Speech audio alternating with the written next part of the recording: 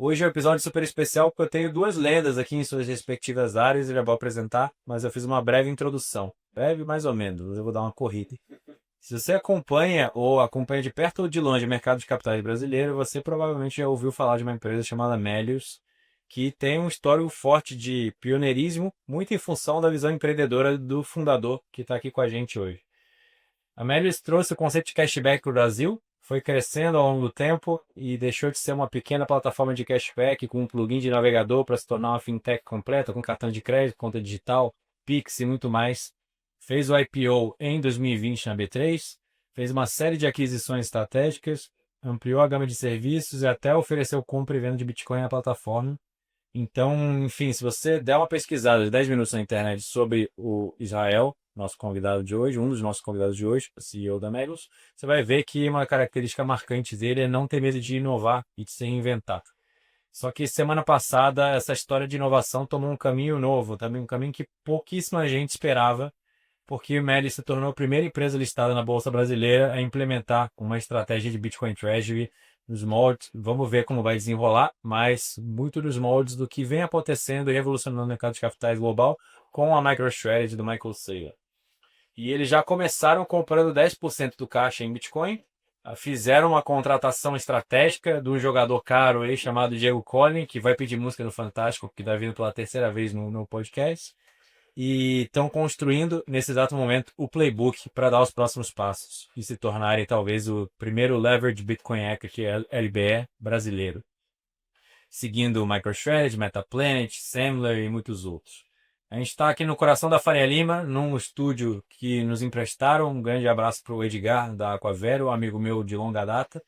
E se eu descesse aqui na Faria Lima agora e perguntasse para 10 pessoas sobre esse movimento da Melius, eu acho que 8, no mínimo, falariam que o Israel ficou louco. Mas é porque eles não entenderam a revolução monetária que está acontecendo nesse exato momento. E você provavelmente já entendeu. Então venha, fica até o final desse episódio para entender o que a gente está planejando e envisionando para a Melius e para o mercado de capitais brasileiro, graças a esses dois. Então é isso. Deixe seu like, se inscreve no canal e já compartilha esse vídeo com mais gente, porque tenho certeza que muita gente está engessada no paradigma anterior e vai precisar ter uma masterclass de padrão Bitcoin. Então, muito bem-vindos ao Better Money Podcast, mais uma vez, pela segunda vez em 10 minutos. Israel, tudo bem? Tudo bem, muito obrigado aí pelo convite, cara, um prazer. O papo tava bom, já adianto, o papo tava bom o primeiro papo que nós gravamos. Muito obrigado, Derra, mais uma vez pelo convite, sempre uma honra. E é histórico para nós também estar aqui com o Bitcoiner maximalista no centro da Faria Lima, falando desse momento especial. Eu falei que o Diego deveria ser radialista se não fosse bitcoinheiro, e ele conseguiu replicar exatamente igual de novo a polidez dele. Vamos lá, Israel, antes de mais nada, para entender o que levou você a tomar essa decisão e transformar a sua empresa em dar esse passo para sair de um padrão fiduciário, o padrão Bitcoin, é importante que você conte um pouco da sua história pessoal, sua história de empreendedor, mas principalmente da sua história, como o Bitcoin surgiu na sua vida, em que contexto e como que ele transformou a sua vida de certa forma. Legal, comecei a empreender muito novo, né? Sou natural de Governador Valadares. O pessoal fala que fica perto de Boston ali, né? Valadares. E comecei a empreender muito novo, minha família de empreendedores, meus pais, meus avós. E o Mélio surgiu depois de uma insatisfação nossa com programas de fidelidade, né? Que dão pontos para os seus clientes. E a gente queria dar algo melhor, né? Veio daí que veio o nome Melius, né? Melius, no latim, melhor. E pra gente, dinheiro era melhor, né? E eu até te deixo fazer a sua participação falando sobre sobre o melhor dinheiro agora aí, que é até poético, né? A gente ir pro Bitcoin agora na tesouraria.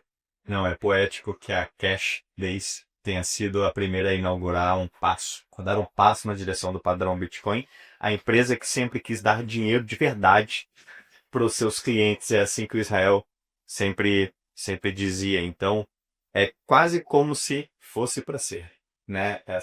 Esse momento, a Illusion Bitcoin. E parece que sim. E agora vocês estão dando o melhor dinheiro. Isso, Depois de entender que, de fato, tava tudo escrito. os reais que vocês estavam distribuindo para os clientes nada mais são do que pontos também. Pontos impressos pelo Banco Central. Por aí. E o meu primeiro contato com o Bitcoin, duas pessoas vêm à minha mente assim. No primeiro é um antigo funcionário e sócio nosso, que foi a sexta pessoa a entrar no nosso time, lá em 2013, 14, ele já falava de Bitcoin, já era um maximalista. É uma pena que eu não consegui entender tão bem quanto ele em 2013 e 14, mas mesmo assim sou muito grato a ele por ter me apresentado, né? E uma segunda pessoa, o Daniel Cucchieri, que foi um dos fundadores da Bitcoin Trade, né, que foi vendida, e hoje está à frente da Leak, que é uma tokenizadora. O Daniel é um amigo de longa data, que eu respeito muito, sempre traz assunto Bitcoin para a mesa quando a gente está junto, e eu sou mega grato por tudo que ele fez também, no meu processo educativo. Uma coisa que eu não perguntei, faz sentido se montar um pouco, você perdeu, assim como muita gente, assim como eu, perdeu muito tempo na sua jornada, desde o primeiro momento que você comprou o Bitcoin até você de fato se tornar um maximalista, perdeu tempo e dinheiro, né? Caindo em armadilhas, comprando shitcoins, tentando fazer trade em acertar momentos de curto prazo no mercado. Em 2017, eu ainda não entendia muito bem o longo prazo do negócio, não, por que que é o melhor dinheiro, né? Que vocês são especialistas aqui já há tantos anos. Então, nesse 2017, eu operava muito Bitcoin, sempre gostei de operar, mas também operava essas outras lasqueiras aí que a gente vê por aí. E movimentos puramente especulativos, eu não caía, pelo menos eu não caía na ideia de que aquele negócio tinha algum tipo de fundamento, assim, era quase que jogar no cassino na prática, né? Mas parei de fazer isso também, não durou muito tempo. E, pô, foi mais recente aqui a nossa. Leva aquela mágoa no coração de lembrar a primeira vez que você comprou Bitcoin, o quantos Bitcoins você poderia ter se você não tivesse feito trade ou comprado perdido com outras trade lasqueiras. Eu acho que até não, cara, assim, eu não costumo ficar olhando para trás, assim, e ter esse sentimento, não. Imagina que, pô, um dos motivos, talvez, de eu não ter estudado tão profundamente o Bitcoin foi justamente o meu foco 300% que eu dava para o Melios enquanto negócio. E esse negócio se pagou, né? Fizemos o IPO, fizemos o follow-on, então seguimos crescendo, a empresa tá, pô, maior do que nunca. Então acho que perdi de um lado e ganhei do outro. Mas eu lembro que a primeira vez que eu comprei Bitcoin foi a $3.000. Só teve alguém que ganhou 2 vezes, que foi esse funcionário dele. Esse ganhou com a Amélios e com o Bitcoin. Carlos, muito bom. Merecidamente. A primeira vez que eu comprei foi em 2017, se eu não me engano foi $1.200. Eu até procurei esses dias um recibo, eu morava na Holanda, procurei lá no Exchange que eu falei, e acho que foi 1.200 e poucos, alguma coisa assim. Mas eu fico, às vezes, remoendo a ideia de que, porra, eu senti tanto Bitcoin que foi jogado fora, e aí meio que tornou a minha missão de vida fazer as pessoas se alertarem com relação a essas armadilhas que ainda até hoje, 8 anos depois, pegam tanto iniciante. E teve um momento eureka aí pra você, uma virada de chave que você realmente entendeu o Bitcoin e falou assim, isso aqui é completamente inevitável, eu preciso participar de alguma forma, não só na física como na jurídica com a Melius. Legal. Na física eu já estava bastante convencido ali, há um pouco mais de tempo, mas foi ao longo do ano passado, né, que o Melios se encontrava numa posição que a gente estava com mais de 600 milhões no caixa e a gente tinha feito uma pivotada, né, a gente tinha mudado a direção da estratégia da companhia para ser mais eficiente operacionalmente e dado que a gente estava num momento de eficiência, né, a companhia gerando caixa a partir daquele momento, a gente não tinha muita destinação para os recursos, né? Então a gente começou a estudar uma série de coisas, sabia se a gente ia para M&A, se a gente ia para outros caminhos, a gente estava estudando e tentando entender para onde que a gente iria. A gente demorou para encontrar e esse motivo e a demora nos fez distribuir mais de 400 milhões de reais para os nossos acionistas em 2 reduções de capital que a gente acabou fazendo. Então a gente distribuiu para o acionista fazer o que quiser, porque esse dinheiro ficava aqui rendendo CDI. Imagina que esse dinheiro rende CDI numa companhia no regime tributário de lucro real, a gente tem que pagar 34% sobre o lucro, então assim, o que já era ruim parece que piorou, né? Então a gente distribuiu esse dinheiro para os acionistas, ficamos com cerca de 240, 250 milhões no caixa, que foi esse momento mais recente. E foi ali nessa mudança de humor sobre cripto nos Estados Unidos, com a ascensão do Trump, que eu, né, me senti mais confortável em trazer essa ideia aqui para dentro da empresa. Já acompanhava ali o Michael Saylor à distância. Comecei a acompanhar nesse mesmo momento mais, estudar um pouco mais da tese. Eu acho que o Saylor foi um cara que fez isso em 2020, é muito louco você pensar num negócio desse. Na nossa antiga gravação aqui, a gente estava falando justamente que há 14 meses atrás, talvez, isso não passava na cabeça de ninguém, né? Mas passou na cabeça dele há 48 meses atrás. Então, uma puta inspiração para nós, né? Para todas as outras empresas que adotaram a estratégia ali de tesouraria, mas fazendo a devida distinção aqui, né? MicroStrategy é uma estratégia porque vai muito além do que nós fizemos. Nós colocamos 10% desses 250 milhões em Bitcoin. E nesse momento a gente está estudando se é possível ampliar essa estratégia, o que precisaria fazer, se dá para fazer algo parecido no Brasil. E a gente ficou de voltar com o mercado dentro de 45 dias, desde que a gente anunciou aí essas novidades. Maravilha. Então, e uma coisa que vale ressaltar aqui, acho que a gente respondeu na outra Take 1, mas o Diego surgiu no cenário como um head de estratégia Bitcoin na Melius. Não foi ele que te convenceu, você bem que estava convencido, chamou ele para uma conversa e falou: vem me ajudar a traçar esse negócio e construir. Eu precisava de alguém para acelerar o meu processo de aprendizado e me ajudar a comunicar bem com o mercado e falar com o público certo sobre essa nova estratégia, né? E aí eu vi alguns podcasts que o Diego participou, gostei muito ali dele, né? Mandei uma mensagem para ele, entramos num call e eu comecei o call perguntando: por que você acha que ninguém está fazendo isso no Brasil ainda, né? E no momento que eu fiz essa pergunta, ele abriu um sorriso ali meio de lado, ficou feliz com que eu estava perguntando aquilo e me disse algo que me marcou ali. Eu perguntei para ele o que depois eu fiquei sabendo que outras pessoas perguntaram também, o que é um sinal de que já pairava sobre a nossa comunidade a seguinte dúvida: onde você estava, né? O que você estava fazendo? A gente estava aguardando você, né? Porque esse passo que a Melius deu, esse pequeno passo na direção do padrão Bitcoin, ele se torna cada vez mais inevitável em todos os mercados do mundo. E estávamos esperando o momento em que surgiria aqui no Brasil um líder que provavelmente teria alguns traços do Saylor, né? Fundador da companhia, ainda acionista muito relevante, completamente comprometido com o tema, capaz de movimentar conselho e diretoria na direção do padrão Bitcoin. E o Israel não só reuniu tudo isso, como reforço o que ele disse aqui e adiciona algumas coisas.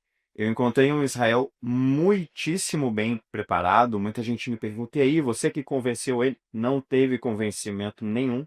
Ele já veio comprometido com a ideia. Não só ele, o time inteiro muito alinhado. Não tem na Melius nenhum tipo de divisão entre quem... tem gente que não vê. Já embarcou todo o time. Em todos os materiais que eu pude revisar da companhia, que agora são públicos, eu tive muitíssimo pouco trabalho a fazer em termos de correção, adição, subtração, porque já eram documentos muito bons que seguiam o que eu julguei ser o mais alto rigor dos maximalistas. Então, eu aproveito para dizer que a Melius, ela bitcoinizou muito antes do Diego.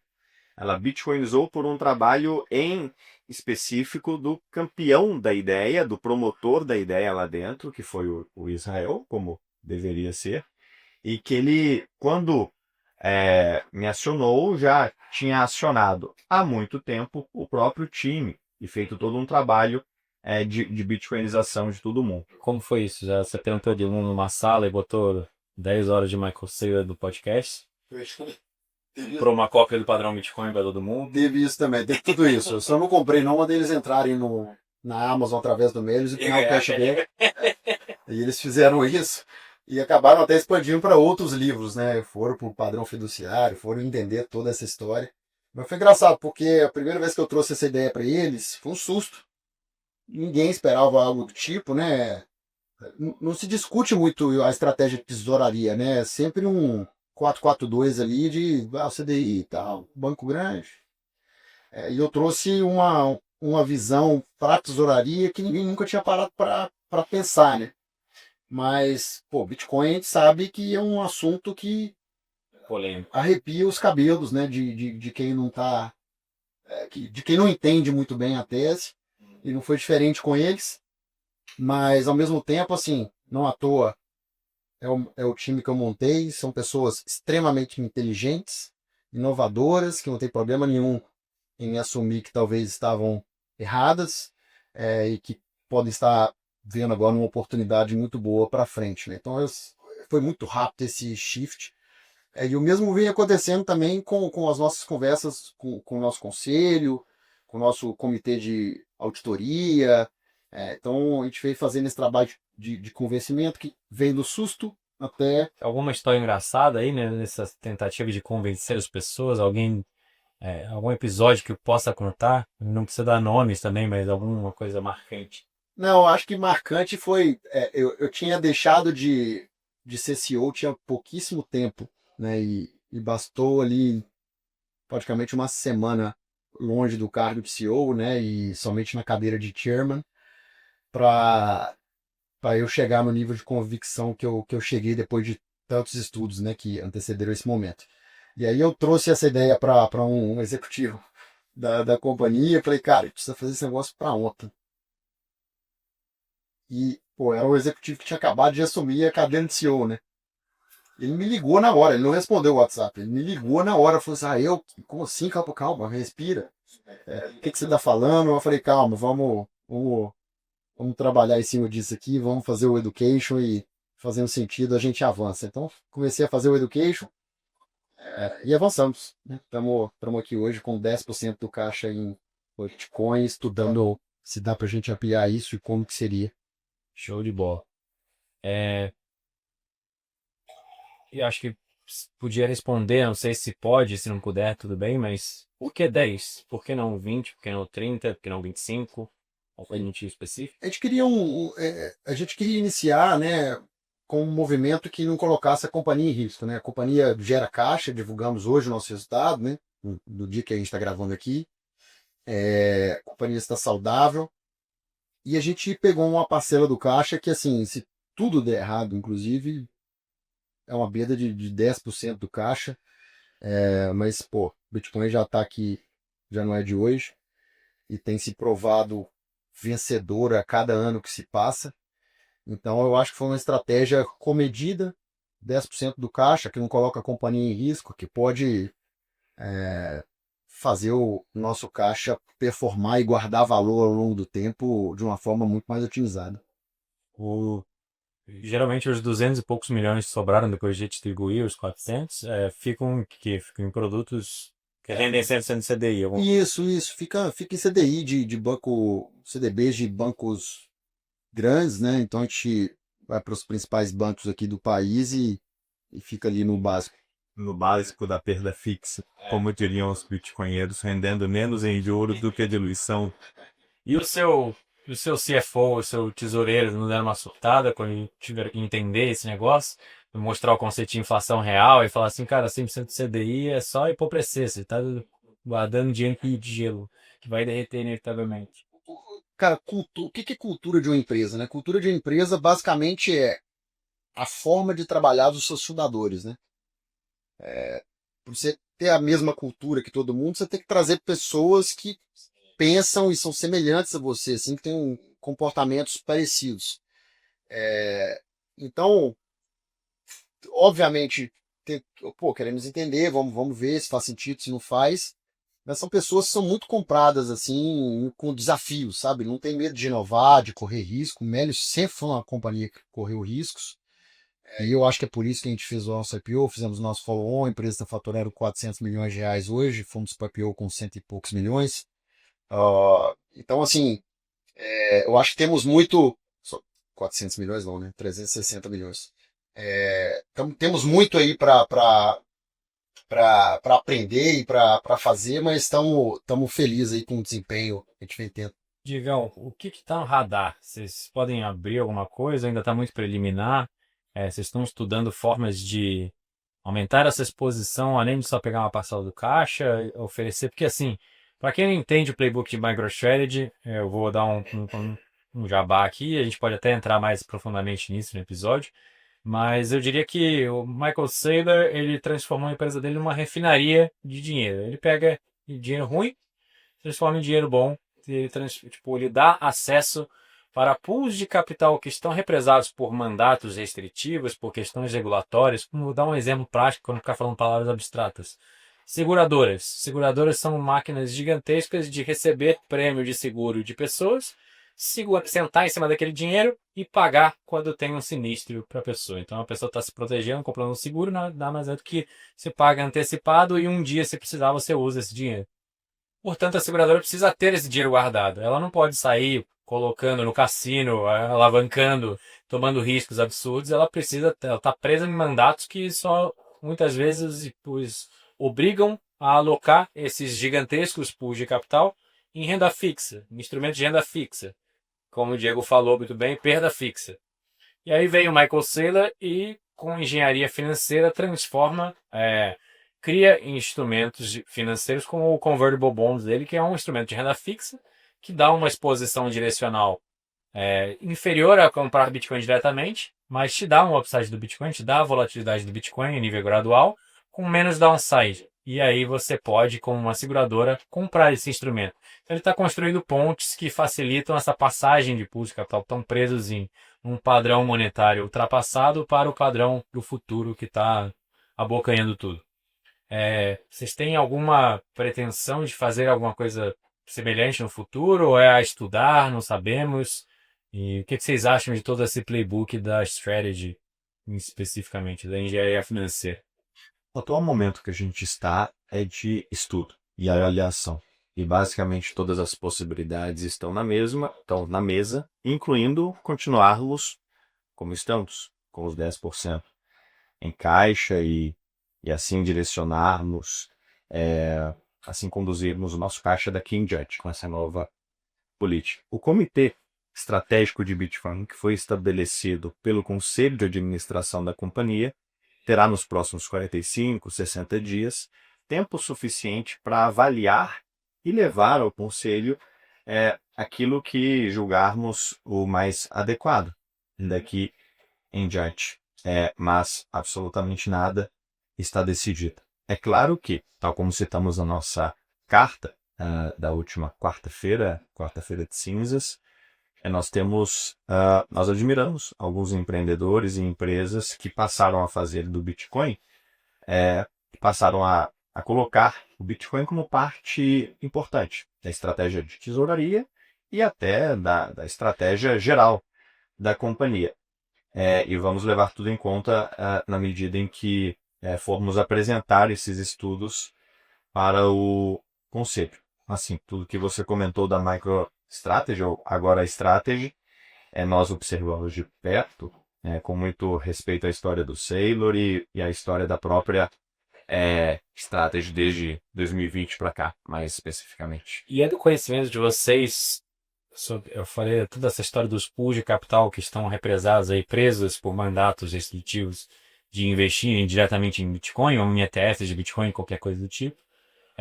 Existe, até onde vocês saibam, esses tipos de pool de capital que também estão restringidos de mandato de, por exemplo, comprar um instrumento de renda fixa nos Estados Unidos, um instrumento da Strategy, que estão presos aqui geograficamente no Brasil? O mercado de capitais brasileiro, assim, ele é bem maduro até. Eu vi de tudo, né? Desde quando a gente fez o IPO, enfim, IPO, follow-on, muito contato com o banco de investimento. Então eu acho que tem para todos os gostos aqui, sabe? Tem todos os sabores ali aqui no Brasil para tentar replicar algo do gênero.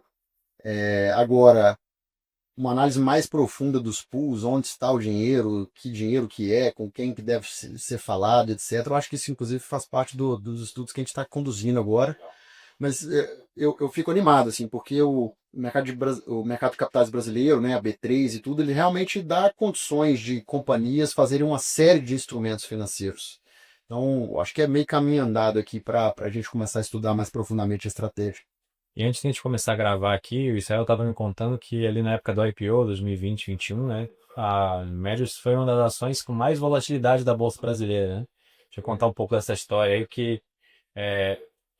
o que aconteceu inevitavelmente com a Strategy, à medida que foi se alavancando, aumentando a quantidade de bitcoins no balanço, foi que a volatilidade aumentou. Isso traz muita gente, muito volume de trading no dia a dia, então a ação é uma das, acho que está em 140, 150, alguma coisa assim no ranking de market cap do S&P, mas é top 15 de negociação de volume diário. E as opções, os derivativos que tem de ações da MicroStrategy têm um volume gigantesco. Muita gente opera por causa da volatilidade. E a Melius já teve esse histórico de alta volatilidade. Como que foi isso aí? Nós fizemos o IPO em novembro de 20 e os primeiros 8 meses ali, cara, a gente viu de tudo, assim, e a gente viu acontecer com o nosso papel, né, de multiplicar algumas vezes nesse período de 8 meses, que eu, particularmente, nunca tinha visto. E olha que eu meio que vim do mercado financeiro também, né, antes do Médios. E o que foi acontecendo, né, assim, a gente estava no mercado com juros super baixos, a gente tinha uma tese muito bem construída e um time capaz de executar essa tese, mas para a gente executar essa tese, a gente precisaria de muito capital, e um cenário de juros baixos nos ajuda a acessar esse tipo de capital. Então, não à toa, fizemos um follow-on, ou captamos mais de R$ 1 bilhão num follow-on, né? Mas o que aconteceu é que de lá para cá o mercado mudou bastante, taxas de juros subiram e tudo mais. As ações acabaram perdendo muito valor de lá para cá, né? Mas naquele período ali de 2021, especificamente, o que começou a acontecer é que o volume ele ia subindo, né? A gente foi gerando muita a demanda ali de investidores institucionais e pessoas físicas. E era um negócio meio que uma profecia autorrealizável, né? Porque o volume subia, a gente entrava em algum índice, a gente trazia, portanto, um volume passivo de mais volume ali para o papel, e a gente entra em outro índice, entra no Ibovespa, uma companhia que tinha acabado de fazer o IPO super pequena, e traz um caminhão de dinheiro também ali de volume, né, de fundos que são passivos e precisam montar uma carteira ali parecida com... Parecida não, né? Que seguem ali o Ibov. Então tudo isso foi trazendo volume para o papel, a volatilidade crescendo.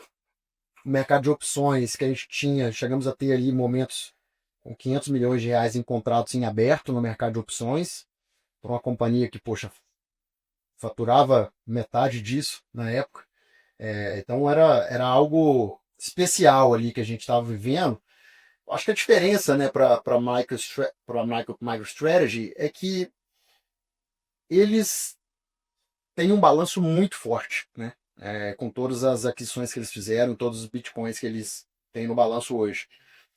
E o nosso balanço, e o nosso valuation daquela época ali, do 2021, né, ele era basicamente 99% baseado em expectativas futuras. Então era um negócio que, com uma virada de mercado, como aconteceu, a gente poderia sofrer e sofreu. Então, acho que tem essa pequena diferença aí. O Saylor conseguiu construir, né, esse monstro que ele construiu, né, e vem construindo, gerando, enfim, volatilidade, criando os produtos que você mencionou, mas ao mesmo tempo ele reforçou o seu balanço e tem reforçado a cada dia, o que dá uma segurança maior ali para os acionistas. Tenho certeza que em 2030 alguém vai gravar um podcast com algum CEO de alguma empresa bem lenta da Bovespa que está entrando no padrão Bitcoin e eles vão falar: pô, mas o Israel teve a oportunidade de começar a fazer isso lá em 2025. Então timing the market, né? Você vence tudo. Ele só está há mais tempo comprando Bitcoin consistentemente, fazendo o DCA na pessoa física e na jurídica.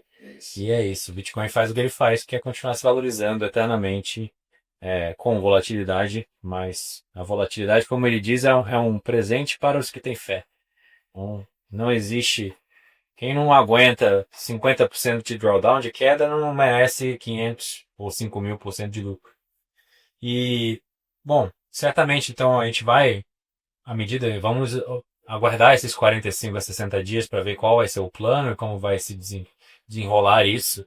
Mas eu imagino e gostaria de ver uma empresa que tem cada vez mais bitcoins no balanço e se fortalece seu balanço cada vez mais. E com isso, certamente, a volatilidade tende a aumentar. Isso assusta vocês de alguma forma? Você está acostumado? Tem algum plano em mente para mitigar algum tipo de risco nesse sentido? A pergunta do assusta a gente é boa, né? Porque a gente já passou maus bocados, né? Na B3, né? Depois de ver o nosso papel se valorizar, a gente perdeu a maior parte do valor das ações ali. Qual foi a máxima histórica? Como a gente fez alguns splits, né? Eu não vou te falar o preço, mas foi cerca de próximo de 10 bilhões de reais de valuation. Chegou a cair quantos por cento do topo? E hoje, né, a gente está praticamente valendo caixa, né? Estaria valendo 600 milhões se a gente não tivesse distribuído os recursos, né, para os acionistas. Então hoje a gente está valendo próximo dos 250 milhões que a gente tem em caixa, que está valendo ali 300, mais ou menos. Apanhou um bocado. Apanhou um bocado. Então, assim, eu acho que o acionista de Melius não procurou isso, mas acabou tendo que entender essa volatilidade ali e sofrer na pele, né? Eu acho que foram momentos angustiantes aí nos últimos anos. Sumiu a liquidez aqui do mercado. Se você comprou o Cash 3 há 5 anos atrás, 4 anos atrás e surfou toda essa queda e tá sangrando e xingando o Israel e o time, estude Bitcoin, não venda agora, porque agora é a hora da glória, os dias de glória estão vindo. Amém, amém. Cabe a nós fazer o nosso trabalho, sem prometer nenhum tipo de retorno, de resultado. Mas, pô, confio muito no nosso time, né? Confio nas pessoas que a gente está trazendo para o nosso time também. Então, agora é trabalhar. E, Israel, eu vi dei uma pesquisada, vi que você é mentor em Endeavor, você está provavelmente constantemente fazendo networking e se relacionando em contato com outros grandes CEOs, outros grandes nomes do mercado. Então, certamente você deve ter discutido isso informalmente ou formalmente, essa ideia, antes de colocar ela na prática. Teve algum feedback que foi mais marcante, assim, extremamente negativo ou extremamente positivo, que você possa compartilhar com a gente, mesmo sem dar nomes? Tá. Por a gente ser uma companhia pública, infelizmente eu não pude fazer isso aí que você está falando, que eu queria muito ter feito. Então foi um negócio que a convicção nasceu dentro de casa e ela teve que se perpetuar, inclusive dentro de casa, até a gente trazer isso para o mercado e abrir um canal de comunicação, né, que foi o que a gente fez na última quarta-feira. Então agora a gente pode sentar com outras pessoas que gostam, pessoas que não gostam da estratégia, pessoas que não entendem. Então a gente está nesse período, acho que o comitê está fazendo de tudo um pouco, né? Estamos fazendo de tudo um pouco. E uma das coisas que me surpreendeu desde o começo, que começamos a conversar, foi que eu trouxe exatamente isso para o time. Olha, vocês têm noção do tamanho da volatilidade que isso pode trazer, mesmo com essa alocação inicial de 10%? E o time me disse, olha, de volatilidade a gente entende uma coisa ou outra. Veja o comportamento das nossas ações. Então, eu acho que não tem nenhum outro time no Brasil e nenhuma outra empresa na Bolsa que reúne, para além de tudo aquilo que a gente já conversou no começo, a figura do Israel, a posição e a capacidade dele de gerar mudanças, mas um time que está acostumado a enfrentar todo tipo de situação, a reconhecer os próprios erros, a voltar atrás e a ser bem sucedida no redirecionamento do negócio para o que importa. Porque a gente acabou de demonstrar o nosso resultado, a gente soltou o resultado ontem, qual hoje, e nós fomos de um resultado em 2022 muito ruim para um resultado agora muito bom. Então o time tem comprovado a capacidade de, quando focado no core business, na estratégia correta, entregar excelentes resultados, e eu nunca vi um time tão focado como o da Melius agora nesse novo passo. De novo, a união está forte. E esse trabalho que o Israel fez de costurar todos da companhia, e não é um time que está ali numa salinha, o presidente está lá tocando sem saber de nada, é o presidente da companhia envolvido, é o diretor de RI envolvido, são outros diretores da companhia envolvidos com esse plano. Então é um plano que parte de quem decide, é um plano que parte de quem manda, é o plano que parte de quem mais está interessado em ver a companhia florescer. E quando eu digo plano, esse plano de alocação de 10% do Bitcoin da tesouraria Bitcoin. Boa, isso muito, desculpa, só para complementar aqui, isso muito por conta desse comitê que a gente criou, né? Então a gente precisa das melhores cabeças pensantes ali, ajudando a gente nesse processo. Mas foi bom você ter falado da operação, né? Porque o que é o Melius? O Melius continua sendo o mesmo Melius. É o aplicativo, a extensão do navegador, é o site, é os milhares de parceiros, é os quase 5 bilhões de reais em vendas para as lojas. Então o Melius continua sendo exatamente a mesma coisa, né? Quando alguém compra ação de Melius hoje na bolsa, ela está comprando a empresa, que eu acabei de citar, e está comprando um caixa próximo de 250 milhões de reais, sendo que 10% desse caixa está em Bitcoin. Então essa é a ordem. As pessoas não estão comprando por conta dos 10% de Bitcoin que representam um caixa de 250 e aí tem um brinde que é o Melius, né? Melius continua sendo Melius. Acho que isso é importante falar. E o time da operação de Melius, né? A missão deles é continuar olhando para a operação. Por isso que eu trouxe o Diego, né? Então, o Diego está aqui para a gente poder dividir bem as coisas. Uma coisa é a tesouraria e a estratégia de Bitcoin. E outra coisa é o business Melius que tem que seguir a vida. A gente falou um pouquinho sobre a mudança de maré que aconteceu principalmente com a eleição do Trump nos Estados Unidos e o que isso está reverberando. E, de fato, cada dia a gente vê notícias que parecem ser mais históricas. Muita gente ainda se distrai com o preço no curto prazo e fica preocupado com isso, mas isso é ruído. Ontem mesmo eu praticamente perdi o sono quando eu vi o evento que rolou em Washington DC, do Bitcoin Policy Institute, que teve contou com o Saylor, contou com o Jack Mallers. É normal perder o sono, então, de repente, quando a gente lê alguns tipos de notícia, né? Porque isso tem acontecido comigo também já tem alguns meses. Sim, infelizmente. É questão de... Talvez, se você for no médico, ele vai falar... Vai te dar um remédio, vai te receitar alguma coisa. Minha mulher fala que é meu hiperfoco. Mas eu literalmente perdi o sono, eu tive que escrever um roteiro para preparar um vídeo para hoje. E por problemas técnicos o vídeo não foi pro ar, mas quando eu chegar em casa eu vou gravar esse vídeo de novo e soltar. Literalmente o que aconteceu foi uma palestra de um cara chamado Andrew Holmes, que é CEO e fundador da New Capital, acho que é New Capital, e ele literalmente sugere um plano estratégico para criar o que ele chama de Bitbonds. Nada mais é do que títulos do Tesouro Americano. Ele está sugerindo que o Tesouro Americano soltar 2 trilhões de dólares nesses títulos, que 100% do 100% captado, 90% vai para custear despesas governamentais e 10% vai para comprar Bitcoin. E aí, o retorno que esse negócio der até 4,5% é 100% para quem comprou. A partir de 4,5% de retorno para cima é meio a meio para o governo e para o comprador do título. Ele faz umas contas, pegando o CAGR, taxa de retorno composta anual histórico do Bitcoin, e aplicando em percentis de cenários mais pessimistas, mais otimistas, para o futuro, para os próximos 10, para os próximos 20 anos. Em 20 anos, literalmente, os Estados Unidos conseguiriam extinguir a sua dívida federal, ao mesmo tempo que recapitalizar boa parte das famílias que investissem nesse título. Então, assim, é extremamente revolucionário o que a gente está assistindo a todo dia, como o Israel acabou de falar aqui, antes da gente começar a gravar, todo dia uma notícia histórica que explode a nossa mente e parece que aquela frase, aquele título emblemático do livro do Parker Lewis, que é Gradually Then Suddenly, né? Gradualmente, depois de repente, todo dia chega uma notícia que parece reforçar a mensagem de que a gente chegou na fase do de repente. Não só no lado que é o mais relevante agora, que está na pauta das notícias, que é o lado dos Estados-nação, o próprio governo dos Estados Unidos da América explorando caminhos para se expor cada vez mais em Bitcoin. De certa forma, o Trump e o Israel estão na mesma posição, que montaram uma equipe e falaram assim, explorem caminhos para a gente ter mais Bitcoin. Então, que honra me colocar aí. E aí eu acho que no nível corporativo, no nível dos países e no nível dos indivíduos e das empresas, dos bancos, etc., todo mundo está agora nesse exato momento estudando formas de sair de um cenário, de um paradigma de um dinheiro ultrapassado e ir para esse novo dinheiro. Essa revolução monetária está acontecendo, está se acelerando. Eu queria saber de vocês o que vocês acham de tudo isso, se vocês têm um palpite de onde vai estar não só a Melius, mas o Bitcoin e o próprio planeta Terra daqui a 10 anos. Difícil, né? É difícil. Seja para o Bitcoin, seja para o Melius, seja para...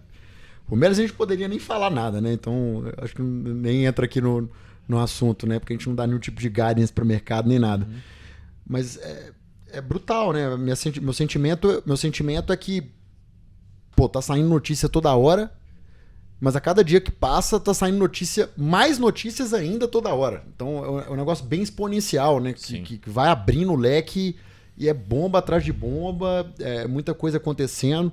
Então é animador, assim, é bem animador e estamos felizes aí de colocar um pezinho nessa água. Sim, a Melius mesmo não tem price target para o Bitcoin, nosso horizonte de tempo é para sempre. E agora, algumas pessoas têm price targets e a gente pode falar das previsões de outras pessoas. Eu me lembro ainda como educador de citar um amigo nosso, o Rafa Zeta, o Rafa Zaguri, né, o Alpha Zeta no Twitter, antigo CIO da Swan, que desenhou o modelo que eu tive a honra de apresentar para todo o time, que é o Nakamoto Portfólio. E esse modelo prevê, com 80% de chance do Bitcoin bater $1 milhão até 2030, com premissas conservadoras que você pode testar lá no nakamotoportfolio.com, assumindo que o Bitcoin vai capturar o chamado prêmio monetário de ativos que fazem Inclusive, hoje. fizemos um painel na Satisconf do ano passado, eu, você e o Alfazeta. Fizemos. E o Safiri. E é sempre, sobre esse assunto. E é sempre legal ouvir o Rafa. Eu já ouvi, acho que todos os podcasts dele, e no painel ele conseguiu me ensinar algo novo. Então, o Bitcoin seguirá capturando o que a gente chama de o prêmio monetário de outras classes de ativos que acabaram tendo que fazer o papel de poupança, né? E aquela máxima do mercado financeiro que as famílias americanas poupam no S&P 500, as famílias brasileiras poupam emprestando para governos no CDI, as famílias brasileiras poupam comprando imóvel.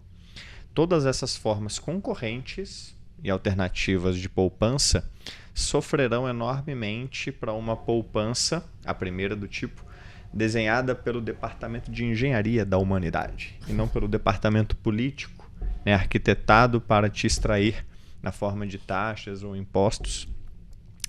E durante essa monetização do Bitcoin, como uma forma superior de dinheiro, nós estaremos como Melius, mesmo agora com 10% do caixa em tesouro, já muito bem posicionados para surfar esse momento. É o movimento do Get Off Zero. Dê o primeiro passo, faça a primeira alocação. Isso é importante na pessoa física, isso é importante no institucional, requer coragem, requer convicção, mas o Bitcoin nos próximos 10 anos viverá uma trajetória extraordinária, mas o nosso cérebro é péssimo para identificar esse tipo de tendência. Nós gostamos de contar história, e o Israel cresceu num mundo, né, de startupeiros, de tecnologia. Eu também cresci no mundo da administração, da economia, que viveu contando história, de que viu as .com nascendo, as FANGs nascendo, mas que é óbvio, nunca ganharam dinheiro com elas, nunca entenderam a sequência de eventos que estava acontecendo. O game era outro, né? O game era como você cria uma história sexy o suficiente para atrair o dinheiro que vem da impressora fresquinho. Porque eles precisam alocar em alguma coisa. E é sempre esse game do multiplicador. Como faz para crescer rápido para atrair mais capital, depois a gente vê o bottom line. Sim. Então, o extraordinário escapa aos nossos olhos. O cérebro humano, ele é projetado para equações lineares, né? A gente projeta uma bola aqui, ela vai seguir uma trajetória linear. O exponencial, ele é muito raro na natureza. Se eu jogo uma bola, arremesso uma bola, que ela não tem uma trajetória exponencial visível, e o exponencial ele é difícil de compreender. E o Bitcoin é isso. Então, talvez por isso, 16 anos depois do nascimento dele, nós temos uma empresa, a Melius, a dar um passo nessa direção, mas nos próximos 10 é razoável supor que outras darão o mesmo passo e que viveremos o extraordinário de novo. Show de bola. E, bom, a minha mensagem para vocês é: corram, façam esse plano rápido, porque o Diego tá falando em 1 milhão até 2030, eu acho que vai 1 milhão até 2025. Talvez seja a janela de oportunidade de acumular bastante Bitcoin é agora. O melhor momento de comprar Bitcoin sempre foi ontem, né? Fazendo o devido disclaimer aqui, né? Eu acho que lucros passados não representam certeza ali de lucros futuros, claro. Mas o Bitcoin tem se provado aí ao longo dos últimos anos, enfim, uma excelente alternativa, e não à toa a gente colocou A gente colocou ela ali na nossa tesouraria. É isso que eu basicamente repito o tempo todo aqui no conteúdo gratuito, no curso, já ensinei centenas de pessoas, mas por que o Bitcoin vai continuar subindo eternamente? Porque dinheiro atende a certas propriedades monetárias e o Bitcoin ele só tem o valor que ele tem e porque cada vez mais pessoas se dão conta de um fato que é inegável e inevitável, que é o Bitcoin atende melhor às propriedades monetárias que tornam ele o melhor dinheiro que já existiu do que qualquer outra coisa. Melhor do que ouro, melhor do que imóveis, melhor do que dinheiro fiduciário, melhor do que qualquer outra coisa e, portanto, ele continua se valorizando, abocanhando o prêmio monetário de outras classes de ativos inferiores. E é inevitável que isso aconteça, porque seres humanos respondem a incentivos e eles querem preservar valor. Você poupa para você ter uma vida mais confortável na frente. É lógico que você quer poupar na melhor reserva de valor. Então é inevitável que o Bitcoin se valorize no longo prazo com volatilidade no curto prazo, porque volatilidade é natural, é vitalidade, como diz o Saylor. Palavras finais e queria saber de vocês. Vocês têm algum palpite de quem seria o próximo dominó? Tecnicamente, o Melius é o segundo dominó a cair, porque o Mercado Livre já tem uma quantidade grandinha, até umas centenas aí de bitcoins, 400 e pouco, se eu não me engano. Mas como eles são um gigante colossal em termos de capitalização de mercado, ele não fez até tanto alarde, foi meio que low profile essa parada. Pouco perto do que eles têm em caixa ali, né?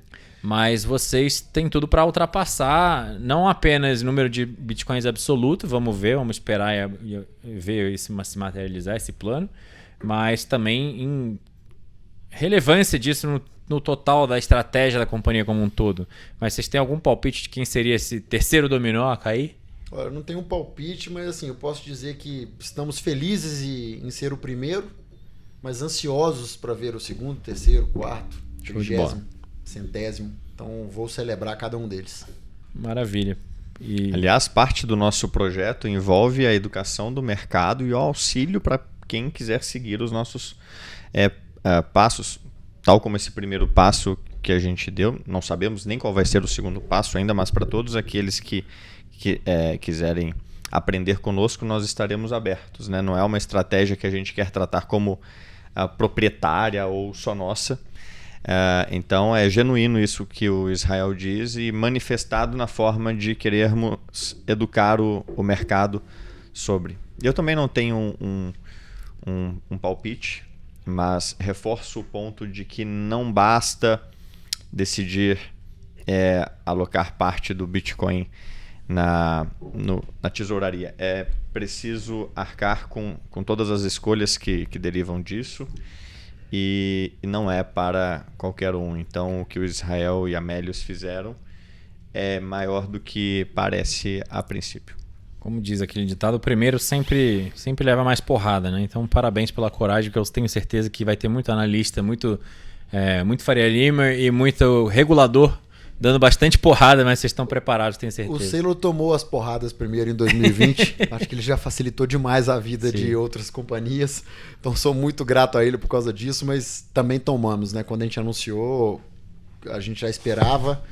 Houve uma parte do mercado que foi muito crítica à adoção da estratégia e ao mesmo tempo a gente viu uma comunidade Bitcoiner ali abraçando a causa. Subiu 20% no dia. Chegou a subir 20% ali no dia, né? Mas enfim, o começo aí de uma trajetória longa. Show de bola. Pessoal, a Better Money está de portas abertas. Esse casamento perfeito aí do Melius, que o Better Money não sabia, que é o significado da palavra Melius de Better. Então, assim, quando vocês tiverem mais informações, quiserem voltar, atualizar, fiquem à vontade. É isso. Mais alguma consideração final? Só agradecer, né? Muito obrigado aí pelo convite, né? É um prazer estar aqui, de verdade. Obrigado por ter aberto as portas aí. Show de bola. Obrigado, Bernardo, mais uma vez. Valeu. Valeu. Tamo junto.